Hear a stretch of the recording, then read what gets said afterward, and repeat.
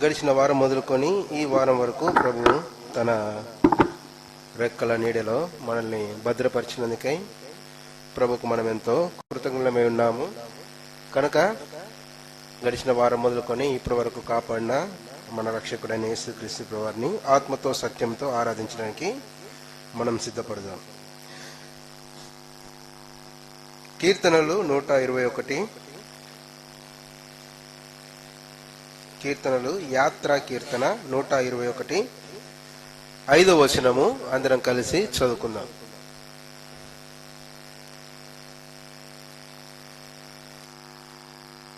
కీర్తనలు 121 5వ వచనము అందరం కలిసి చదువుకుందాం. యెహోవాయే నిన్ను కాపాడువాడు, నీ కుడి ప్రక్కను యెహోవా నీకు నీడగా ఉండును. మరొకసారి చదువుకుందాం. యెహోవాయే నిన్ను కాపాడువాడు, నీ కుడి ప్రక్కను యెహోవా నీకు నీడగా ఉండును. చిన్న ప్రార్థన చేసుకుందాం.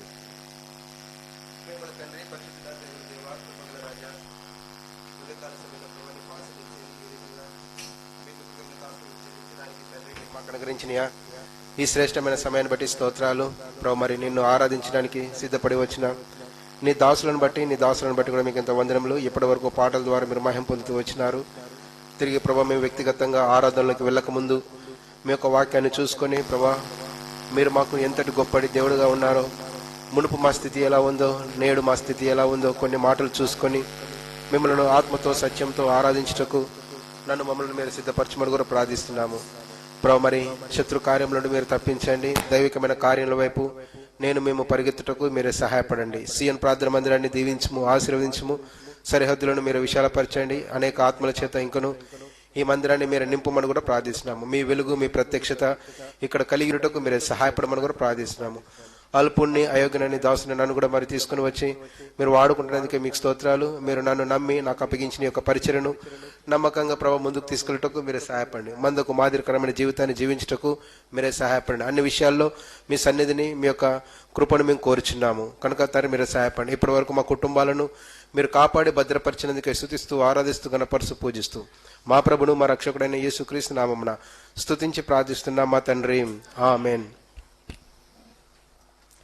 కీర్తనలు 121 అధ్యాయము 5వ వచనాన్ని మనం గమనించినట్లయితే ఇక్కడ ఒక భాగాన్ని మాత్రమే మనము ధ్యానం చేస్తాం. ఏంటిది ఆ భాగము? 2వ వరుసలో ఉన్నది కదా, నీ కుడి ప్రక్కను యెహోవా నీకు నీడగా ఉండును. కాబట్టి ఈ మాట మీద మనం ధ్యానం చేద్దాం. ఏ మాట అంటే యెహోవా నీకు నీడగా ఉండును.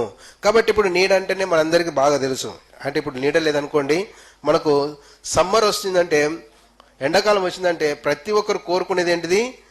నీడ కావాలా. అది ఏ నీడైనా సరే, ఇంకా సాధ్యమైనంత మట్టుకు చెట్ల నీడ అయితే ఇంకా చాలా బాగుంటుంది. అంటే చూడండి, ఈ లోకంలో మనం కూడా ఒకప్పుడు ఆత్మను రక్షించక ముందు మనము ఆత్మానుసరంగా ఎండుబారిన జీవితము, ఎండలో తిరుగుతున్న జీవితానికి ఒక నీడ అనేది చాలా అవసరము. కనుక ప్రభు యొక్క నీడను మనం ఎప్పుడైతే ఆశ్రయిస్తూ వచ్చినామో ప్రభు మనకి ఏమిచ్చినాడంటే రక్షణను కలిగించినట్టుగా మనం చూస్తున్నాం. ఎండాకాలంలో మనం చాలా సార్లు మనం ప్రయాణిస్తున్న సమయంలో మనము ఎంత బాగా ప్రయాణించినప్పటికీ కూడా ఎంతో వేడి, ఎంతో భయంకరమైన ఆ వేడికి మనం ఏం చేస్తాము? ఒక నీడకు వెళ్ళాలని ముందుకు ఆలోచనిస్తాం. కాబట్టి ఆ రీతిగా ఇక్కడ తండ్రి అయిన దేవుడు కుమారుడైన యేసుక్రీస్తు ప్రభువారిని నీ కొరకు నా కొరకు ఈ లోకానికి పంపించి ఎండలో ఎండుతున్న మన యొక్క జీవితాలకు ఒక నీడ అనేది కావాలి. కాబట్టి ఒక నీడనే ఆశ్రయంగా యేసుక్రీస్తు ప్రభువారిని మనకు అనుగ్రహిస్తూ వచ్చినారు. కాబట్టి అందును బట్టి మనం ప్రభుని ఆరాధించాలా. కాబట్టి అంటాడు కదా, ఏమంటాడు ఇక్కడ? యెహోవా నీకు నీడగా ఉండును. మరి ఎలాంటి నీడగా మన యొక్క జీవితంలో ఉన్నాడు, ఎలాంటి స్థితిలో మనం ఉన్నాము, ఆ విషయాన్ని మనము జ్ఞాపకం చేసుకుందాము. రండి మొదటిగా చూద్దాము. యెషయా గ్రంథము 49వ అధ్యాయము 2వ వచనము. యెషయా గ్రంథము 49:2.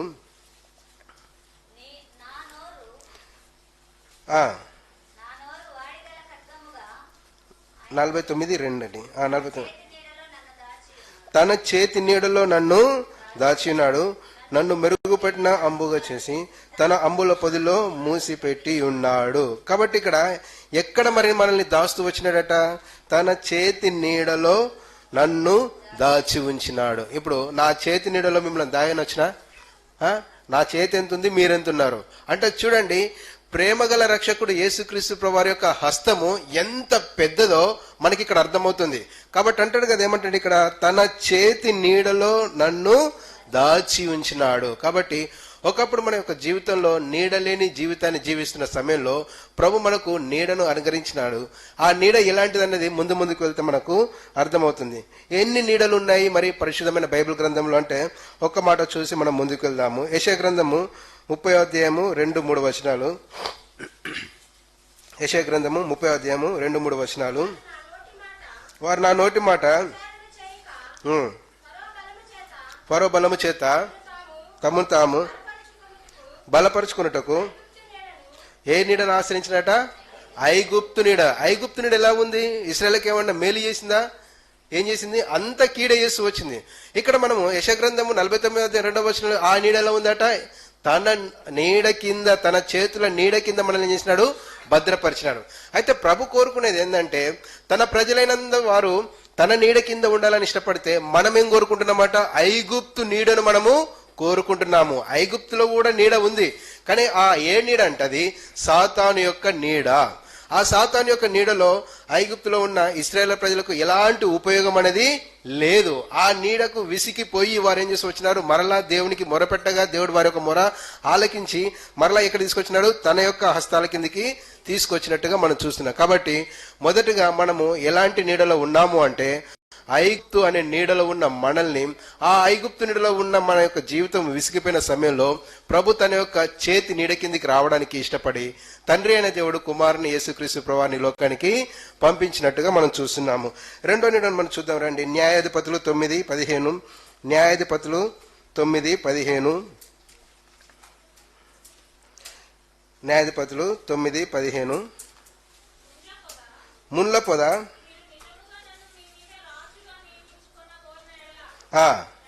రండి. ఇప్పుడు ఏమంటున్నారు ఇక్కడ? కొన్ని చెట్లు వచ్చేసి ఒక చెట్టును అడిగితే, ఇప్పుడు ఆ చెట్టు అంటే కదా ముళ్ళ పొద, మీరు నిజముగా నన్ను మీ మీద రాజుగా నియమించుకొని నీడల రండి, నా నీడను ఆశ్రయించుడి. ఎవరైనా ముళ్ళ పొదలనే చెట్ల కింద నీడ తీసుకుంటారా? తీసుకోరు. ఇప్పుడు తుమ్మ చెట్టు కిందకి వెళ్ళి మనం సేదించుకుందాం అంటే కిందేముంటాయి? అన్ని తుమ్మ చెట్ల యొక్క ముళ్ళులే ఉంటాయి. మనం కూర్చోలేము, కంఫర్ట్గా ఉండదు, నిల్చోలేము, కూర్చోలేము, దాని కింద పడుకోవడానికి కూడా వీలుగా ఉండదు. అంటే మన యొక్క జీవితాలు కూడా ఈ లోకంలో నీడలేని సమయంలో, ముళ్ళ చెట్ల లాంటి పరిస్థితుల్లో ఉండి వెళ్తున్న సమయంలో ఎక్కడ ఎంతటి విశ్రాంతి మనకు దొరకలేదు. ఇదేం చూపిస్తుందంటే లోకము చూపిస్తుంది. లోకంలో ఎవ్వరికి నీడ అనేది సరైనది ఎవరు ఇవ్వరు.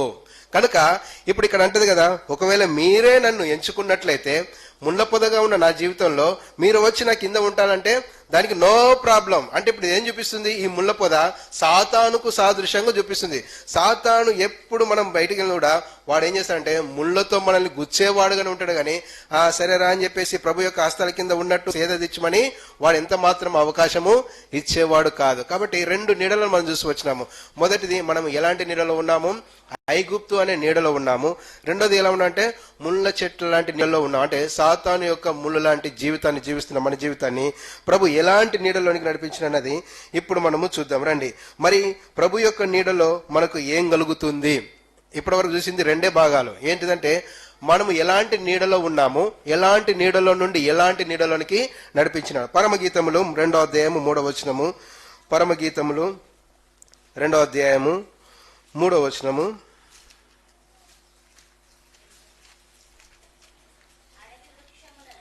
అడవి వృక్షములలో జల్దరు వృక్షం ఎట్లున్నదో ఆనందపడుతున్నాయి. ఏ నీడలో కూర్చున్నట? నేను అతని నీడలో కూర్చున్నాను. ఇప్పుడు ఎలాంటి నీడలో నుండి ఎలాంటి నీడ నడిపించినట? ఐగుప్తు అనే నీడలో ఉన్న మనల్ని, ముళ్ళ పొదలో కింద ఉన్న నీడలో ఉంటే మనల్ని ఇప్పుడు ఎలాంటి నీడలో నడిపించినట? తన యొక్క నీడ కిందికి మనల్ని తీసుకుని వచ్చి ఎలాంటి ఉందట నీడ అంటే ఆనందముతో అని రాయబడుతూ వచ్చింది. అంటే ఇప్పుడు చూడండి, ఆనందము అనే నీడలోనికి అనగా ఆనందం అనే సీయోను ప్రార్థన మందిరంలోనికి ఈ నీడలోనికి మనల్ని తీసుకొచ్చినందుకై ప్రభును మనం ఇప్పుడు ఏం చేయాలంటే మనము స్తుతించి ఆరాధించాలి. కాబట్టి ప్రభువా, ఒకప్పుడు నేనైతే ఐగుప్తు నీడని ఆశ్రయించిన వాడిని, ఒకప్పుడైతే ముళ్ళ చెట్ల నీడని ఆశ్రయించిన వాడిని, అయితే ఇప్పుడు నేను ఆనంద భరితుడిగా ఉండాలని నీవు నన్ను ప్రేమించి ఆనంద భరితమైన నీడలోనికి నీవు నన్ను నడిపించినందుకై ప్రభు నిన్ను స్తుతిస్తున్నాను, ఆరాధిస్తున్నాను. మనము ప్రభును ఆరాధించాలి. ఏంటిది మరి ఆనంద నీడ అంటే? సీయోను ప్రార్థన మందిరమే దేవుడు మనకు అనుగ్రహించిన ఆనందపు నీడ. కాబట్టి ఈ నీడలో మనకు దేవుడు చక్కగా ఎంతో అన్ని సౌకర్యాలు ఇస్తూ వచ్చినాడు, అన్ని సకల సౌకర్యాలు ఇస్తూ వచ్చినాడు. కాబట్టి ఈ నీడ మనకి ఏం చూపిస్తుంది అంటే ఆత్మీయ ఆనందాన్ని చూపిస్తుంది. భౌతికంగా మనం ఎన్నోసార్లు మనము ఆనందంగానే ఉన్నాం, కానీ ఆత్మీయ ఆనందం అనేది చాలా ప్రాముఖ్యమైనది. కాబట్టి భౌతిక సంబంధమైన ఆనందం మనం కోరుకుంటే ఇస్తాడు, కానీ దేవుడు కోరుకునేది ఏంది? ఆత్మ సంబంధమైన ఆనందము. కనుక అక్కడ అంటాడు కదా, తన ప్రియుని నీడ కింద నేను ఆనంద భరితుడనైతిని. కాబట్టి మనల్ని ప్రభు ప్రేమించి తన కీడికి తీసుకొచ్చినందుకై ప్రభును మనం స్తుతించి ఆరాధించాలి. రెండో నీడను చూద్దాం రండి. కీర్తనలు 17:9. కీర్తనలు 17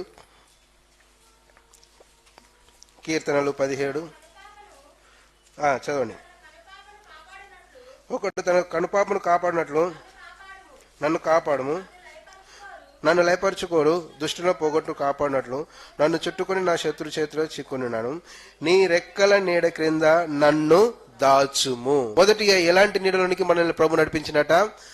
ఆనందం అనే నీడలోనికి ప్రభు మనల్ని నడిపిస్తే, ఇప్పుడు రెండోది అంటాడు కదా, ఏమంటాడు? నీ రెక్కల నీడ క్రింద నన్ను దాచుము. అంటే ఇప్పుడు ప్రభు యొక్క రెక్కల నీడ మనకి ఏం చూపిస్తుంది అంటే ఇక్కడ భద్రతను, జాగ్రత్తను చూపిస్తుంది. కనుక ఎవరి క్రింద మనం ఉన్నప్పుడు కూడా వారు మనకి ఏం చేయరు, కానీ ప్రభు యొక్క రెక్కల నీడ ఆశ్రయ కిందికి వస్తే ప్రభు మనకి ఏమిస్తున్నాడంటే భద్రతను, జాగ్రత్తను ఇస్తున్నాడు. అందుకే కదా కోడి పిల్లలను మీరు గమనించండి, ఎవరు వారి మీద శత్రువులు లేకపోతే బయట తిరుగుతాయి. ఎవరన్నా కోడి పిల్లలను తరిమారంటే అవి వెంటనే ఎక్కడికి వెళ్తాయి? తల్లి కోడి పిల్లలకి వెళ్తే అదేం చేస్తుంది? ఒక్కసారిగా రెక్కలు చేపసరికి కనీసం ఒక 10 కోడి పిల్లలు కిందికి వెళ్ళిపోతాయి. అంటే చూడండి, తల్లి యొక్క రెక్కలు ఎంత విశాలంగా ఉన్నాయో. అంటే ఎంతమంది తన యొక్క నీడను ఆశ్రయిస్తారో వారందరినీ ప్రభు ఏం చేస్తున్నాడంటే తన రెక్కలను చాపి ఏం చేస్తున్నాడు? వారికి ఆశ్రయాన్నిస్తున్నాడు, వారికి నీడనిస్తున్నాడు, వారికి భద్రతనిస్తున్నాడు, వారికి జాగ్రత్తను కూడా ఇస్తున్నాడు. ఇప్పుడు ఆ కోడి పిల్లలు తల్లి యొక్క నీడ కిందికి వెళ్ళేసరికి అవి ఇప్పుడు భద్రంగా ఉన్నాయా? చాలా భద్రంగా ఉంటాయి, చాలా జాగ్రత్తగా ఉంటాయి. ఇప్పుడు అందుకే అంటాడు కదా రెండో మాటలు ఏమంటున్నాడు? నీ రెక్కల నీడ నన్ను దాచి ఉన్నావు. కాబట్టి ఎన్నోసార్లు శత్రువు మనల్ని తడుపుతున్న సమయంలో ప్రభు మనల్ని ఏం చేసినట్టే తన యొక్క రెక్కలను చాచి తన రెక్కల క్రిందికి వచ్చి సురక్షితంగా, భద్రంగా, జాగ్రత్తగా మనల్ని కాపాడినందుకై ప్రభును మనము స్తుతించి ఆరాధించాలి. కాబట్టి మొదట నీడ మనకు ఆనందాన్ని ఇస్తే, రెండో నీడ మనకేమిస్తుంది? భద్రతను, జాగ్రత్తను ఇస్తుంది. మూడో నీడను రండి చూద్దాము. కీర్తనలు 57 మొదటి వచనము. కీర్తనలు 57. నన్ను కరుణింపు దేవా, నన్ను కరుణింపుము, నేను శరణుజొచ్చి ఉన్నాను. ఈ ఆపదలు తొలగిపో వరకు నీ రెక్కల నీడ నేను శరణుజొచ్చి ఉన్నాను. కనుక ఇప్పుడు ఈ నీడ మనకి ఏం చూపిస్తుంది? ఆపదల నీడ మనకు చూపిస్తుంది. అంటే నీకున్న ఆపదలు, నీకున్న కష్టాలు, నీకున్న బలహీనతలు, నీకున్న దుఃఖము, నీకున్న అనేకమైన వ్యాధులలో నుండి ప్రభు మనకి ఏం చేస్తున్నట? ఆపద అనే నీడలోనికి మనల్ని ప్రభు నడిపిస్తూ వచ్చినాడు. కాబట్టి ఈ మూడో మాటను కూడా మనం ఆధారం చేసుకునే, ప్రభా ఒకప్పుడైతే నేను ఐగుప్తు నీడను నేను ఆశ్రయించిన వాడిని, రెండోదిగా నేను ముళ్ళ తుప్పల యొక్క నీడను ఆశ్రయించిన వాడిని. అయితే అలాంటి జీవితంలో ఉన్న నన్ను నువ్వు ప్రేమించినావు, ఆనందం అనే నీడలోనికి నడిపించినావు. రెండోదిగా నన్ను ఎలా నడిపించినట్టు అక్కడ భద్రత అనే నీడలోనికి నన్ను నడిపించిన, అంటే నీ రెక్కల ఆశ్రయంలోనికి నన్ను నడిపించినావు. ఇప్పుడు మూడోది అంటాడు కదా, ఏమంటాడు అక్కడ? ఆపదలో ఉండే నీడకు తీసుకుని వచ్చినావు. కాబట్టి మనకు ఈ లోకంలో ఎన్నో ఆపదలు, కష్టాలు, నష్టాలు వచ్చినప్పుడు ఎవరి నీడ మనకు సహాయము చేయలేదు. బంధువుల యొక్క నీడ మనకు సహాయం చేయలేదు, మన యొక్క తల్లిదండ్రుల యొక్క నీడ కూడా మనకు సహాయం చేయలేదు. అందుకే కదా హాస్పిటల్లో ఉన్నప్పుడు కానీ, మనం ఇరుకుల ఇబ్బందులు ఉన్నప్పుడు కానీ, అప్పుల బాధల్లో ఉన్నప్పుడు కానీ ఎవరినన్నా ఆశ్రయిస్తే వారు ఏం చేస్తారు? మనకు ఆశ్రయాన్ని ఇవ్వకుండా చిన్నగా మెల్లగా ఏమైపోతారు, సైడ్ అయిపోతారు. ఏదో ఒక మాట చెప్తారు, మెల్లగా వాళ్ళు ఏమైపోతారు, సైడ్ అయిపోతారు. ఎవరు నీడనివ్వరు, ఎవరు ఆశ్రయనివ్వరు, ఎవరు మనల్ని దగ్గరికి చేర్చుకోరు. కానీ ఇక్కడ ప్రభు మాత్రం అంటున్నాడు కదా, నీవు నా నీడలోనికి వస్తే నీకు ఆపదలన్నిటిలో నుండి నేను నీకు విడుదలను ఇస్తున్నాను. కాబట్టి ఈ లోకంలో ఎన్నో నీడలను మనం ఆశ్రయించినప్పుడు కూడా ఏ నీడ మనకు ఆపదల్లో నుండి రక్షించలేదు. కాబట్టి ఇప్పుడు మూడోదిగా ప్రభు అంటున్నాడు కదా, యెహోవాయే ఆయన యొక్క నీడ కింద మనల్ని సురక్షితంగా ఉంచుతున్నాడు. కాబట్టి మూడోదిగా ప్రభువా ఆపద అనే నీడలో నుండి నన్ను విడుదల చేసి వచ్చినందుకై నేను స్తుతిస్తూ ఆరాధిస్తున్నానని ప్రభును మనం స్తుతించి ఆరాధించాలి. తర్వాత రండి 4వదిగా చూద్దాము. హోషేయ గ్రంథము 14వ అధ్యాయము 7వ వచనము. హోషేయ 14:7.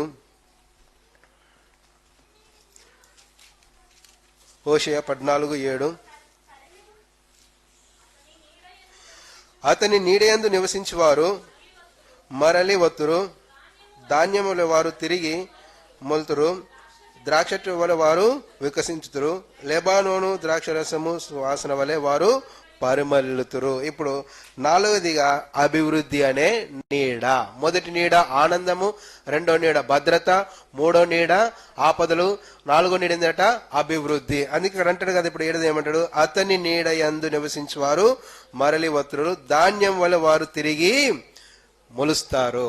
ఒకప్పుడు ప్రభుని అంగీకరించక ముందు మన జీవితం ఏంటంటే, భూమిలో వేసిన విత్తనం ఎలా ఉందో అలాగే ఉంది. ఇప్పుడు రైతు భూమిలో వేసిన విత్తనం అలాగే ఉంటే ఏం ప్రయోజనము? ఆ విత్తనము మొలిసి అతనికి పంటనివ్వకపోతే ఏం ప్రయోజనము? అతని యొక్క పెట్టుబడి వేస్ట్, అతని యొక్క ప్రయాసం అంతా వేస్ట్. అయితే ఇప్పుడు ప్రభు కూడా మనల్ని ప్రేమించినాడు, ఈ లోకానికి వచ్చినాడు, ఈ లోకంలో తన యొక్క రక్తాన్ని చిందించి మనల్ని ఒక విత్తనంగా ఈ భూమిలో నాటుతూ వచ్చినాడు. ఇప్పుడు ఆ నాటిన మనము ఎలా ఉండాలట? ఫలభరితమైన జీవితాన్ని జీవించాలా. ఎవరు జీవిస్తారంటే ఆయన యొక్క నీడను ఎవరైతే ఆశ్రయిస్తారో వారు మాత్రమే ప్రభు ఏం చేస్తున్నాడు, వారిని తిరిగి లేచడానికి ఇష్టపడుతున్నారు. కాబట్టి ఇక్కడ అదే అంటున్నాడు కదా, ఏమంటున్నాడు ఇక్కడ, అతని నీడ యందు నివసించేవారు మరలి వత్తురు, ధాన్యం వల్ల వారు తిరిగి మొలకెత్తుదురు. ఒకప్పుడు మనము మొలకెత్తలేని స్థితిలో ఉన్నాము. ఎందుకు అంటే ప్రభు యొక్క నీడలో మనం లేము కాబట్టి మొలకలేని స్థితిలో ఉన్నాం. అయితే ప్రభు మనల్ని ప్రేమించిన తర్వాత ఇప్పుడు ప్రభు ఏం చేస్తున్నాడు, మొలకించే అంటే అభివృద్ధి అనే నీడలోనికి మనల్ని నడిపించినందుకే ప్రభును మనం స్తుతించి ఆరాధించాలి. కాబట్టి రండి 5వదిగా చూద్దాము. రూతు గ్రంథము 2వ అధ్యాయము 12వ వచనము. రూతు గ్రంథము 2వ అధ్యాయము 12వ వచనము.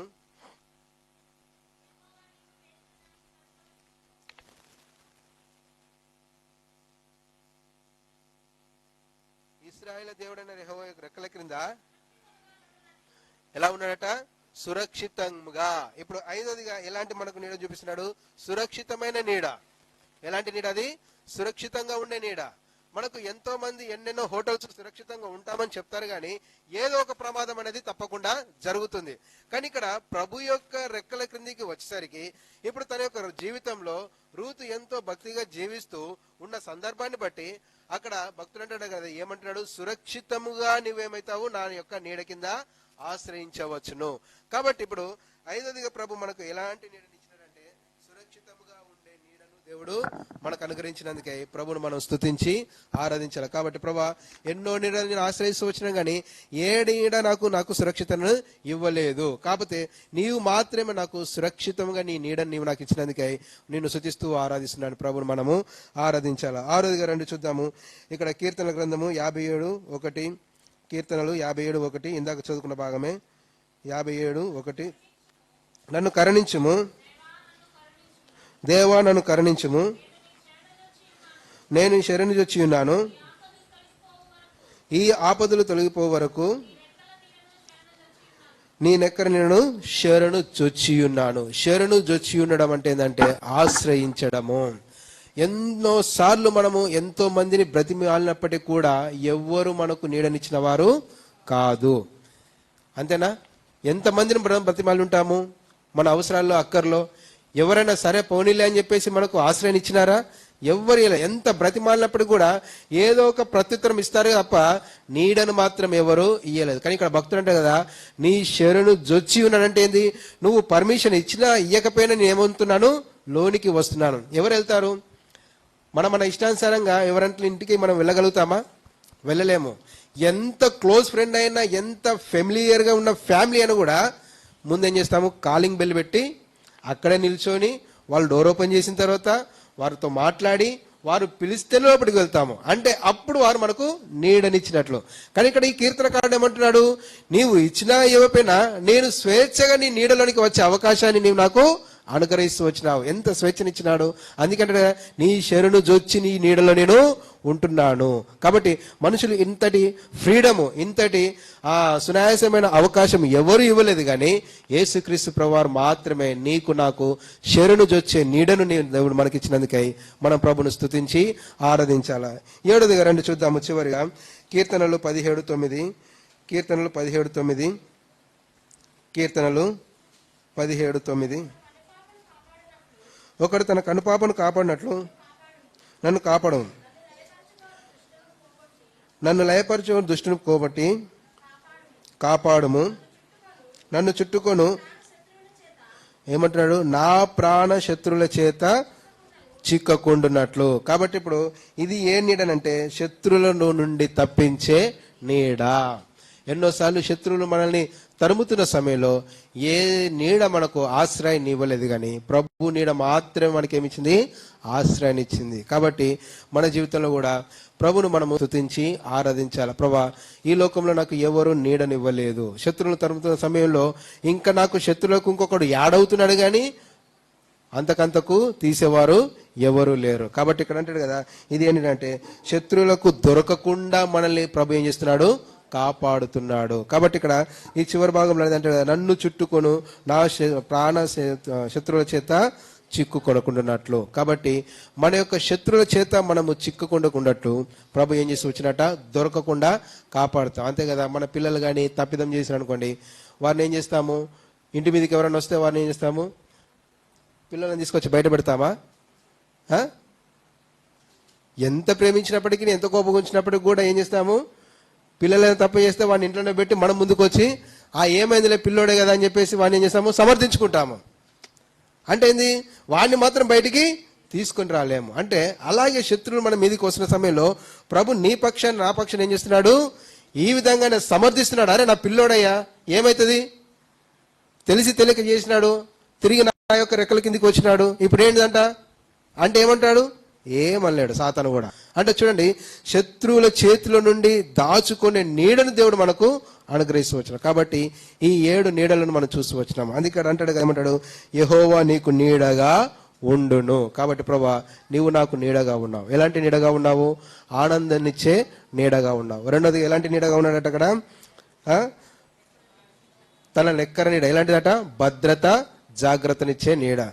మూడోదిగా చూసాం కదా ఏంటిదట, ఆపదల నుండి కాపాడే నీడగా మనం చూసి వచ్చినాము. 4వది ఏంటిదట, ఏ నీడది, అభివృద్ధి అనే నీడలోనికి తీసుకుని వచ్చినాడు.